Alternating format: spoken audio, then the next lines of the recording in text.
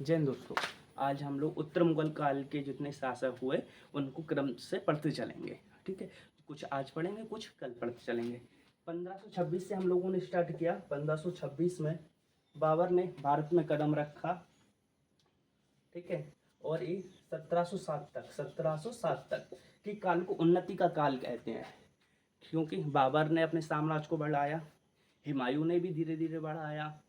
ठीक है, उसके बाद सबसे ज़्यादा अकबर ने, उसके बाद सलीम ने, शाहजहाँ ने, और उसके बाद औरंगजेब के काल तक हम लोगों में देखने को मिलता है कि युद्ध वगैरह हुए और उन्हें वो लोग जीतते गए। ठीक है, इसलिए इसे उन्नति का काल कहते हैं। ठीक है, 1707 से लेके 1857 की क्रांति तक ये अवनति या घटक राजा के बारे में पढ़ते हैं। इन्होंने कुछ अच्छा नहीं किया, इन्होंने ना कोई युद्ध वगैरह किया, और ये लोग धीरे धीरे मुगल वंश जितने जन्नी ऊपर उठा उतने जन्नी नीचे गिरता चला गया।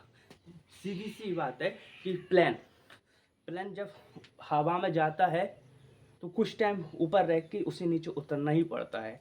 कोई भी हो, अगर कोई चीज़ ऊपर उठी है, एक दिन ऐसा आएगा वो नीचे गिरेगी ही।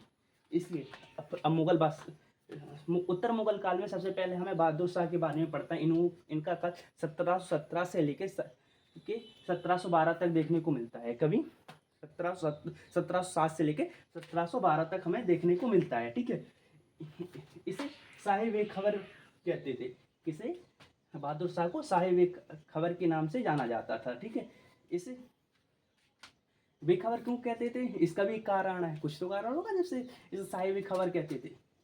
इसे अपने क्षेत्रफल का ज्ञात ही नहीं था। बताओ कैसे कैसे राजा हुए इतिहास में कि उन्हें ये भी नहीं पता कि हमारी राजधानी कहाँ तक लगती है, कहाँ से स्टार्ट होती है, कहाँ ख़त्म होती। इन्हें बहादुर शाह को कुछ भी पता नहीं था।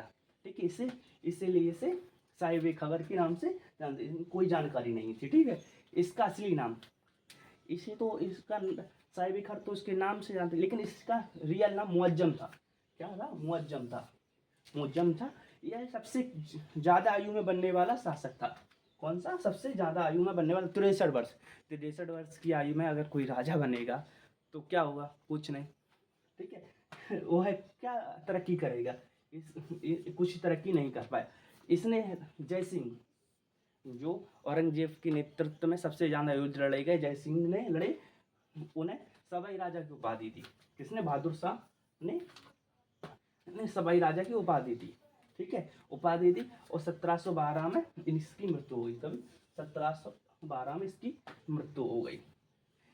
इतिहास में कुछ इसके बारे में अच्छा कहा जा सकता है कि यह अच्छा शासक रहा।